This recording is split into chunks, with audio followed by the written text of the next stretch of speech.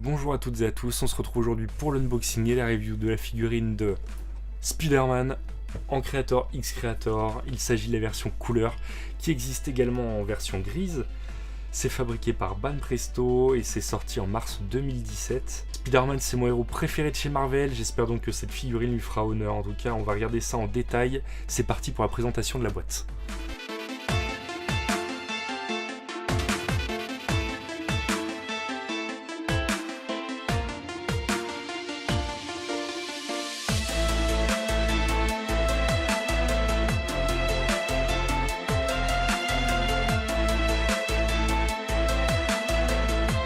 La boîte mesure un peu plus de 18 cm de haut, 12 de large et 9 de profondeur. Alors, qu'est-ce qu'on peut voir sur cette boîte? Sur la face avant, on voit Spider-Man en gros chez Marvel, Crane King, Banpresto, voilà. La figurine sortie de sa boîte. Ici, différentes vues de la figurine en couleur et en grise. Ici Creator X Creator, donc la gamme. Là c'est le sculpteur. Ici, bon, il n'y a pas de visuel. Ici le photographe. En grise, en couleur, des inscriptions en japonais. La gamme encore, une vue de la figurine, une vue de la figurine, Creator X Creator, bon voilà, hein. Rien de particulier. Ouais, bah, c'est une boîte pour montrer la figurine, en même temps c'est fait pour ça. On va ouvrir tout ça et on va regarder ce qui se cache à l'intérieur. Voilà, on trouve ça à l'intérieur. Les trois différentes parties. Ici, le haut du corps. Ici, le bas du corps. Et le support. Erreur de ma part, j'avais oublié deux pièces dans la boîte. Le support en plastique qui va venir supporter notre Spider-Man. Et la toile. Voilà, on va assembler tout ça et on va voir ce que ça donne une fois monté. Bon. Vous en pensez quoi? Parce que moi je suis fou. Non mais regardez ça. Oh là là là là là là. Non. Elle est folle. Oh. Non mais d'un point de vue général, il n'y a rien à dire. Il n'y a rien à dire. Elle est parfaite. La position. Et on a l'impression qu'il est en train de voler de building en building. Là c'est fou. Regardez ça. Le dynamisme de la pose. Rien acheté. Les muscles saillants, on voit tout. Tout est clair, tout est clean. Les couleurs, tout y est. On a vraiment l'impression que la toile elle sort du corps. Ils ont même fait un effort au niveau du support pour faire des espèces de building comme ça là.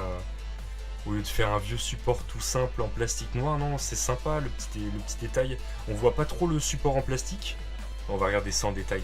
Mais d'un point de vue général, je suis très content. Alors le support, regardez ça. C'est sympa, je trouve que c'est marrant. Ils ont arrondi comme pour faire une vue d'ensemble des buildings. Ah, c'est cool. Moi, je trouve ça sympa.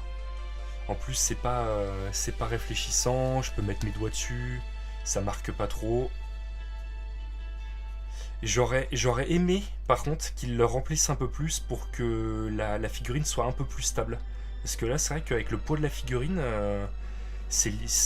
elle tombe pas non plus, mais c'est juste, quoi. Enfin, voilà, pour le support. Regardez ça. Waouh. La figurine est assez lourde. Alors, même si c'est en plastique et en ABS, l'aspect général est pas trop dégueu. C'est pour moi la plus belle figurine de Spider-Man que j'ai jamais vue. Elle ressemble énormément aux comics. Et moi qui n'aime pas les figurines articulées et qui préfère les static art, non, vraiment, pouah. La pose, regardez ça.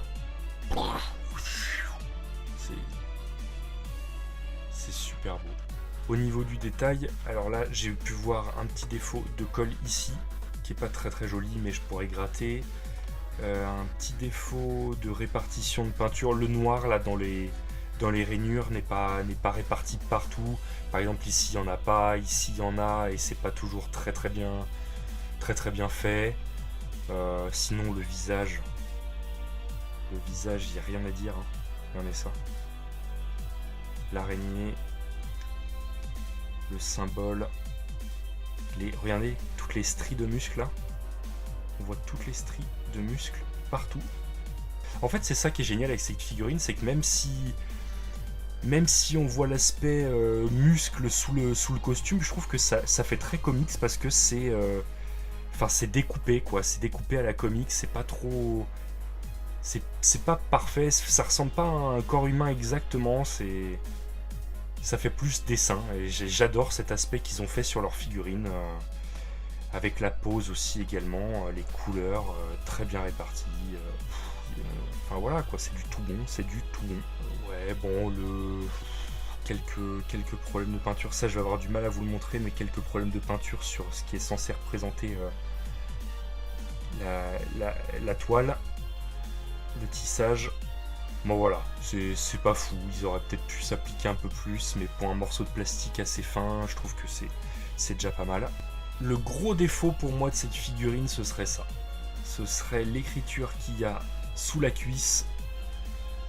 Marvel BP 2017 China. Merci les gars, merci vraiment, sympa d'avoir mis ça sur votre figurine sous la cuisse. Clairement, hein, ça se verra pas si on la met comme ça sur son étagère, mais bon, c'est les inscriptions sur les figurines, ça fait jamais plaisir. Bon bah voilà, encore un super travail de chez Banpresto dans la gamme Creator X Creator. Hein, vraiment, cette gamme, il n'y a que du bon. J'ai vu que du bon pour l'instant. Je tiens à les remercier particulièrement parce qu'ils m'ont permis d'avoir cette figurine chez moi pour 30 €. C'est... Voilà, c'est... Que dire de plus? Tout est là. Je vous laisse profiter en images.